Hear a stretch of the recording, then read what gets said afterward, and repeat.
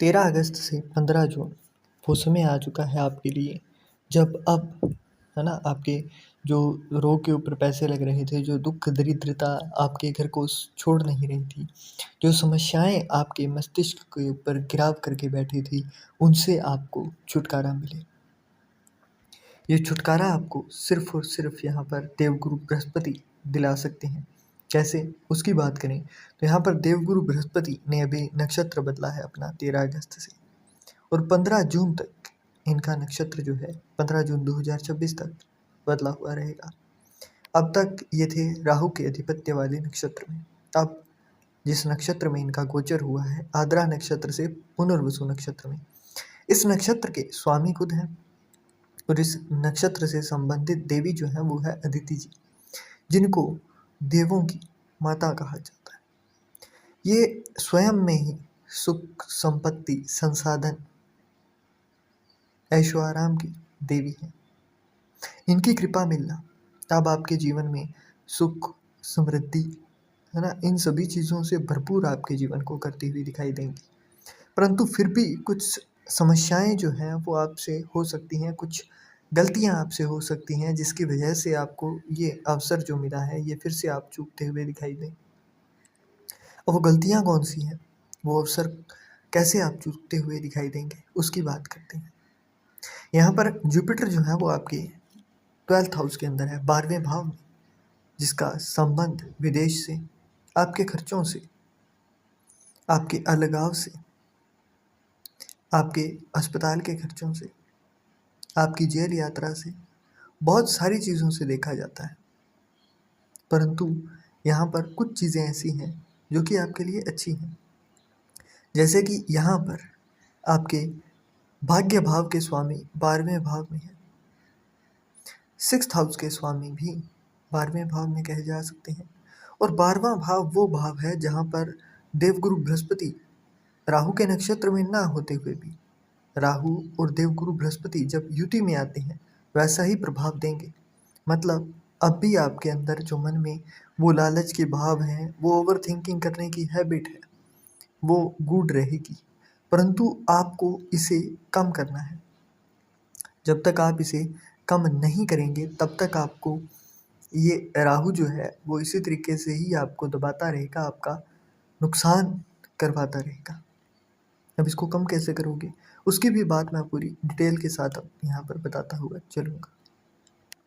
यहाँ पर क्या है ना कि आपके 9वें भाव के स्वामी 12वें भाव में है। इसका मतलब 12 नंबर की राशि जो है वो आपके 9वें भाव में है, और वहाँ पर है शनिदेव।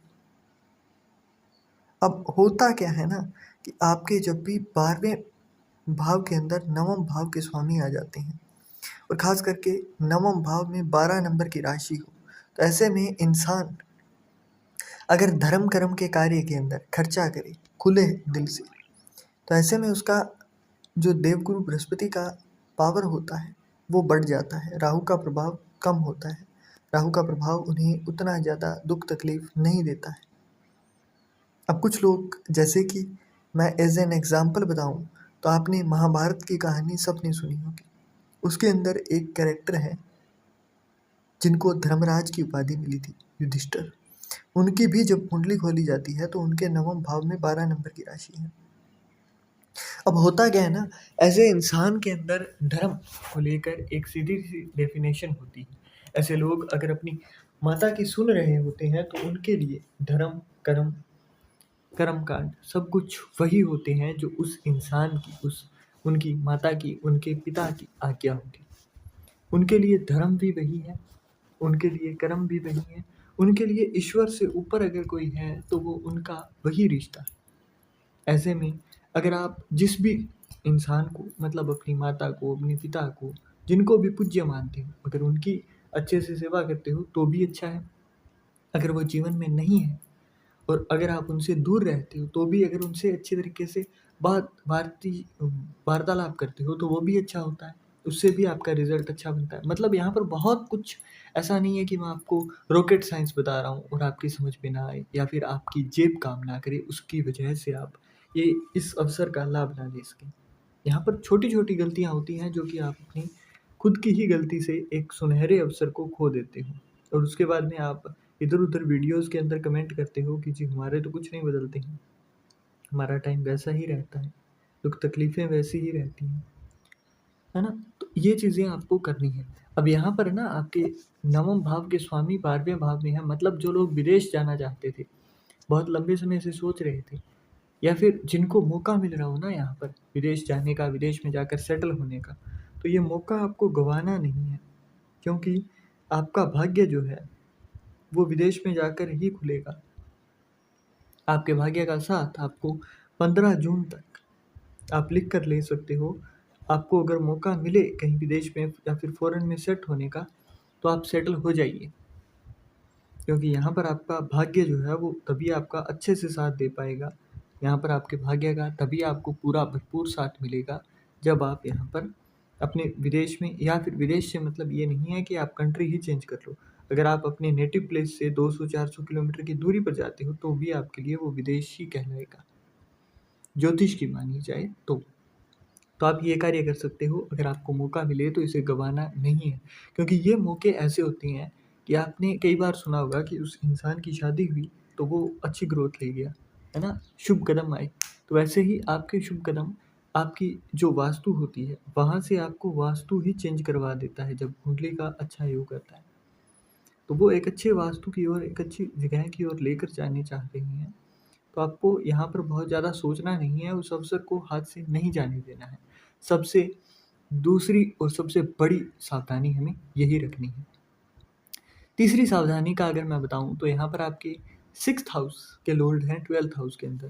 तो आपके ना थोड़े से खर्चे जो हैं वो बीमारी के ऊपर, कोर्ट केस के ऊपर होते हुए दिखाई देंगे। अब आपको करना क्या है? अगर आप मान लीजिए आपके नहीं हो रहे हैं खर्चे, और अगर आप किसी से मिलने जाते हैं कोर्ट के अंदर या फिर हॉस्पिटल के अंदर, तो वहाँ पर चाय वगैरह अगर आपको कोई ऑफ़र करे जेल के अंदर, तो आपने ना वहाँ पर उसको ना नहीं कहना है। अगर खाना भी ऑफ़र करे तो ना नहीं कहना है। अगर आपको खुद से मौका मिले तो जाकर ज़रूर खा कर आइएगा।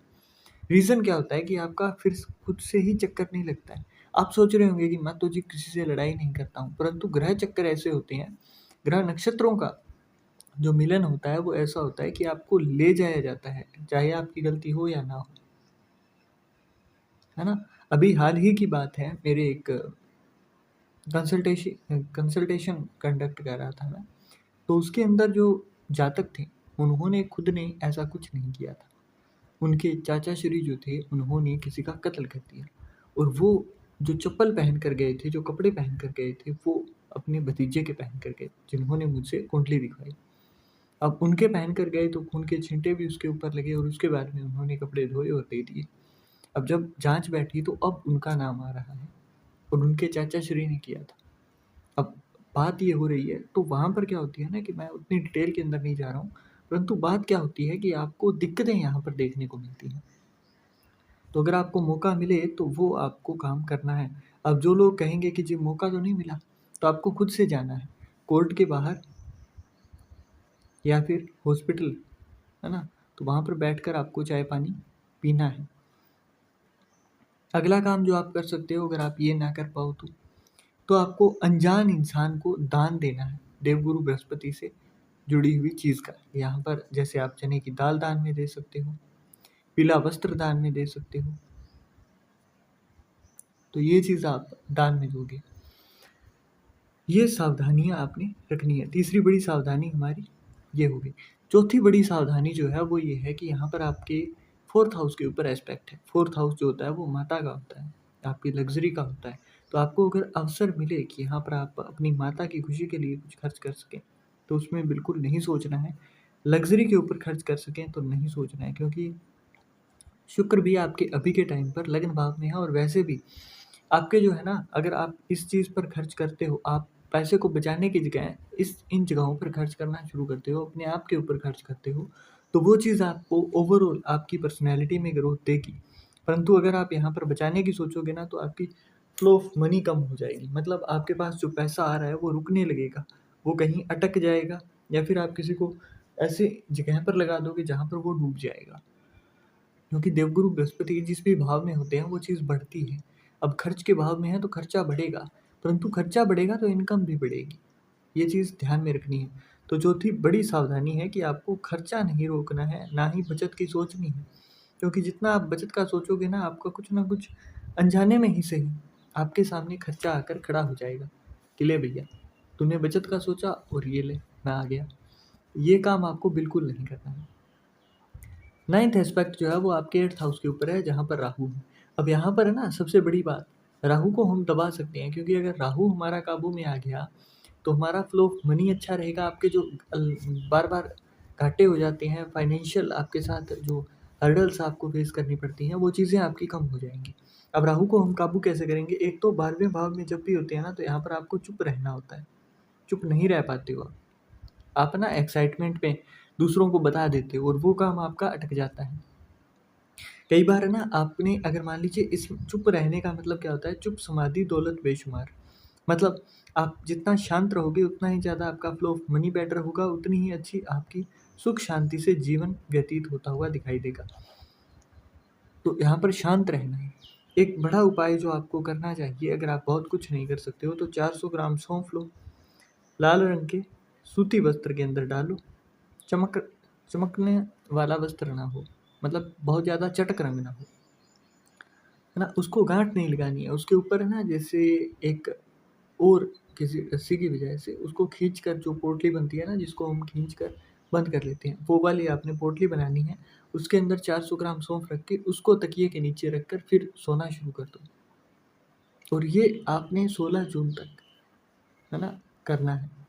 आपको ये नेगेटिव असर जो है वो नहीं मिलेगा। अपने दूध के अंदर थोड़ा सा अगर आप अफोर्ड कर सको तो उसके अंदर केसर डालकर शाम के समय पर उसको पीकर सोना शुरू करो। अब जो लोग कहेंगे जी केसर तो महंगा आता है, नहीं कर सकते हैं, सौंफ डाल सकते हो, तो सौंफ डालकर भोजन करो। तो वो जब जलता हुआ चूल्हा हो ना रसोई में, है ना, उसके पास बैठकर, नीचे ज़मीन पर बैठकर अपनी पलाठी लगाकर फिर वहाँ पर भोजन करो जब चूल्हा जलता हुआ हो, ताकि आपका यहाँ पर मंगल एक्टिवेट हो जाए 12वें भाव में, और आपकी प्रॉपर्टी से जुड़ी भी आपकी अगर कोई गुजारिश है वो भी पूरी होगी, और राहु जो है उसका भी नेगेटिव असर आपका कम हो जाएगा बिल्कुल ही।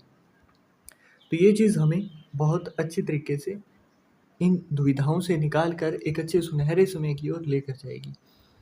तो आज की ये वीडियो है, इसके अंदर इतना ही। अगर आपको वीडियो अच्छी लगी और आपका कोई और सजेशन हो, जिस भी चीज़ में आपको इंटरेस्ट हो, तो वो भी आप कमेंट बॉक्स में लिख सकते हो। आपको उसके बारे में पूरी डिटेल के अंदर, डेप्थ के अंदर बताई जाएगी। एक एक जानकारी को हम लोग यहाँ पर डिस्कस करेंगे।